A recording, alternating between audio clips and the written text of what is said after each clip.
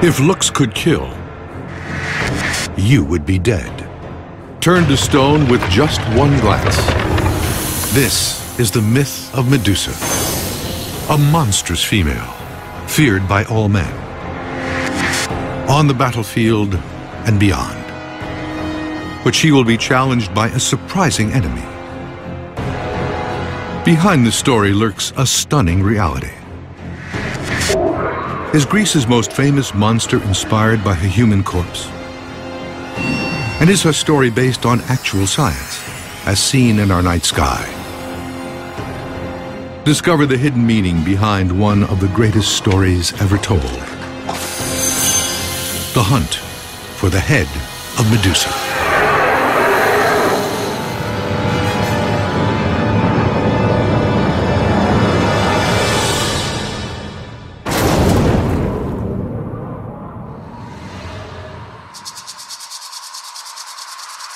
This was once a garden.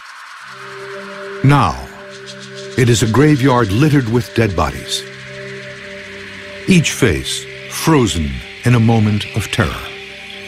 The fatal moment when it gazed upon Medusa.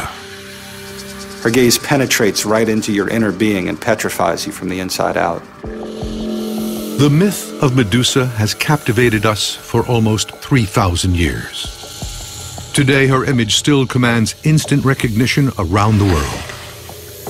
The Medusa that we often see depicted on vases features a woman with boar's tusks, snakes curling around her head instead of hair. Sometimes she is bearded.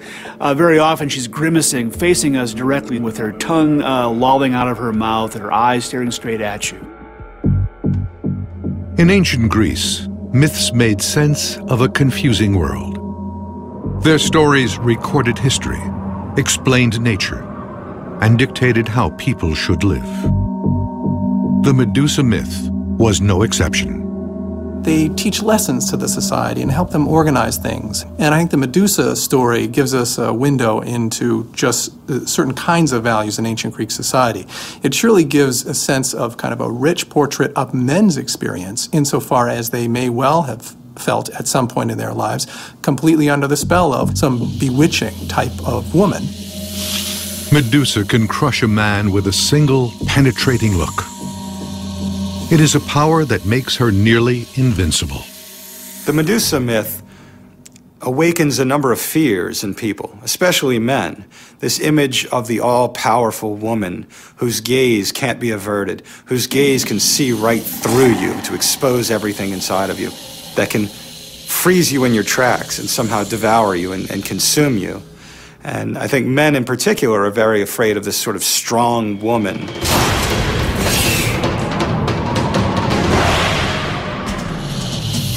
To the ancient Greeks, Medusa's deadly image was one of the most terrifying in all of mythology. But she was not always a monster.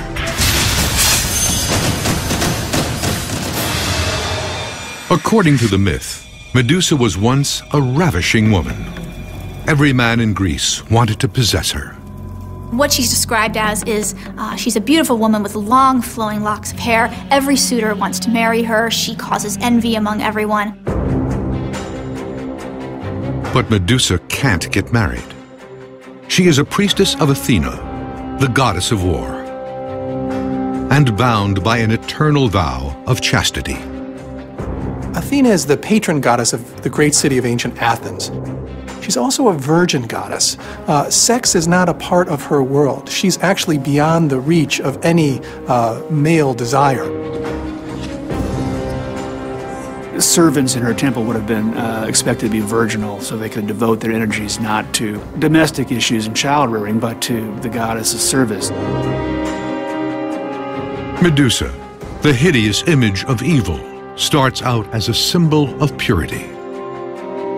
This is the story, but could it be based on reality?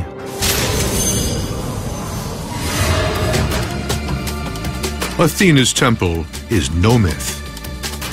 It still stands today high atop the Acropolis in Athens. The Parthenon. In Greek, it means place of the Virgin. When it was completed in 430 BC, it towered over the city of Athens. Any great city should have a great temple.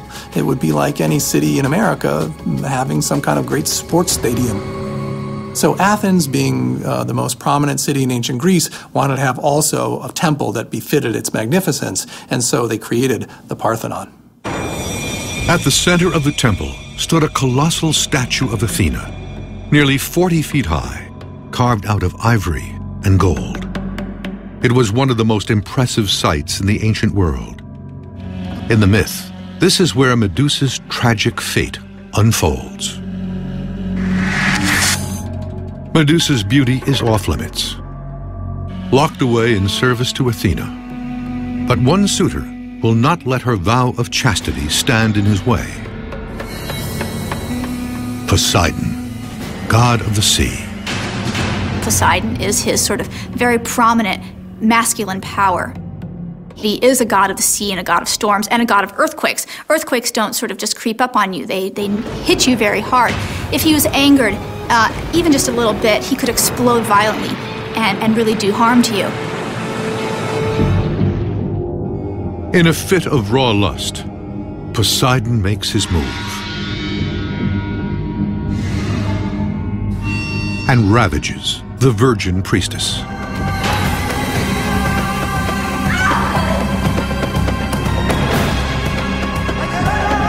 He raped her inside of Athena's temple, a sacrilegious act. He stole from her her virginity. Certainly, this would be a crime in any time of the world. Medusa is devastated. Her innocence has been stolen. Her life changed forever. She was a rape victim, and so she was no longer eligible for ordinary marriage according to the mores of Greek times. And she was no longer a virgin either, so she wasn't able to be devoted to service to a goddess. For certain religious rites, you had to purify yourself from intercourse. So actually having intercourse in the temple is desecrating that space, hence Athena's anger. And Athena is furious. But not with Poseidon. As a powerful male god, this is expected of him. In the eyes of Athena, it is Medusa who deserves to be punished. The victim is about to become the accused. Athena is one of the guys.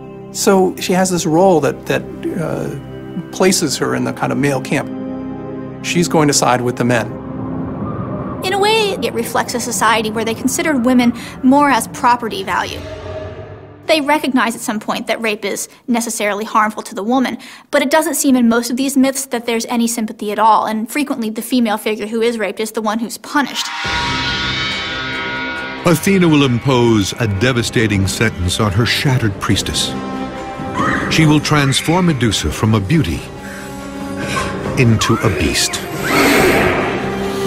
Her new look will bear a terrifying resemblance to a frequent and real sight in ancient Greece: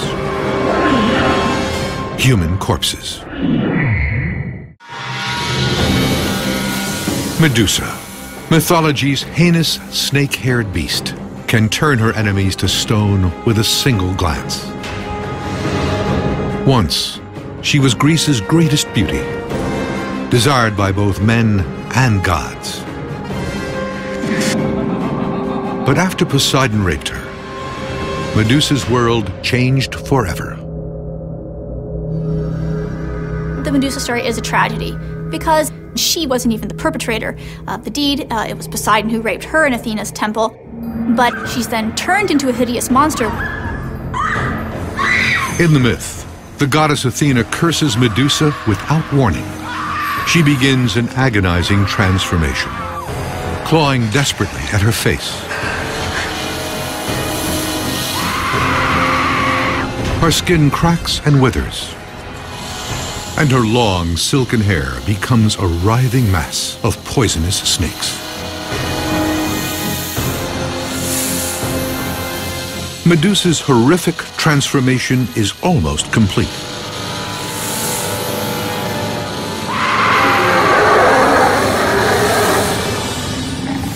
But there's one more twist. She's now going to have to undergo the most powerful and most gut-wrenching of all the aspects of her curse. She'll have to be now a person whose very sight turns the looker into stone. It's now going to isolate her from all of human society. Medusa is now no longer going to have any interactions with anyone else. So what Athena has effectively done is consign this poor girl to a kind of solitary confinement for the rest of her life.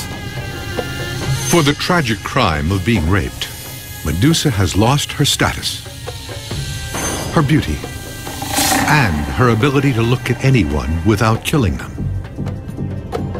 Now, the final blow. She is banished to a remote and desolate island for life. Medusa is now going to live out this curse for eternity. And for all eternity, things don't really change. All that matters is that her stone garden grows by one every time someone tries to come close to her. In the myth, Medusa has become a type of monster called a gorgon, a name that comes from the ancient Greek word for terrible. The gorgon is this horrible monster. It's got scaly skin, huge staring eyes, and it can turn you to stone by looking at you. The earliest traditions that we have of gorgons mention Medusa. Medusa becomes first a human being who's then transformed into one of these nasty beasts. In Greek myth, gorgons represent the physical embodiment of death. In fact, death is what inspired them. The broad, wide-open eyes, the marks on the face, the bloated face itself, the pulled-back skin showing the teeth and the tongue protruding was inspired by the sight of a dead body.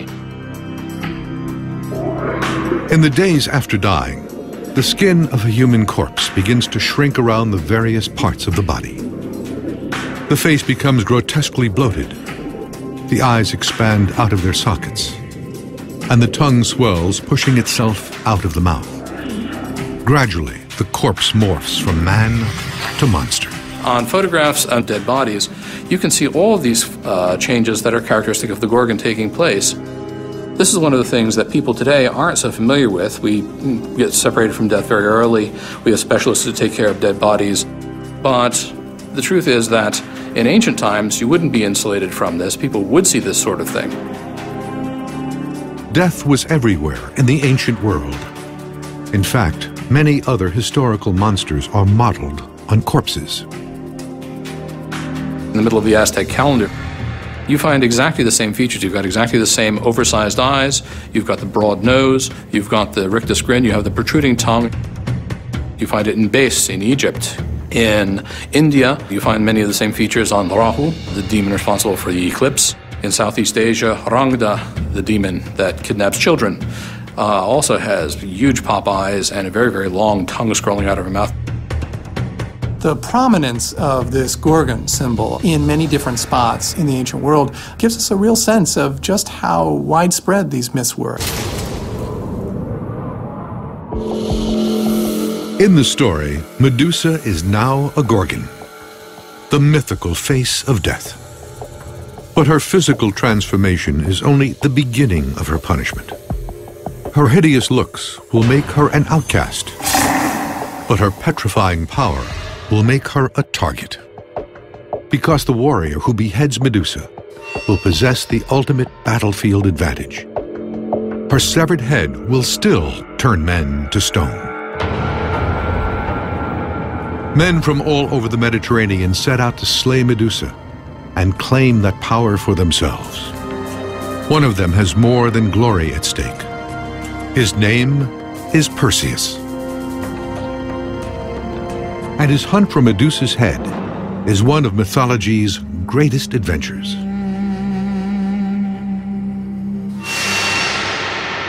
The story of Perseus begins in Argos, a real region of southern Greece.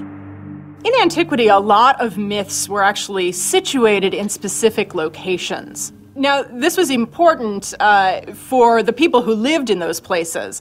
They could actually claim connection to one of these divine heroes. In the myth, Argos is ruled by a tyrant named Acrisius. The king has a problem.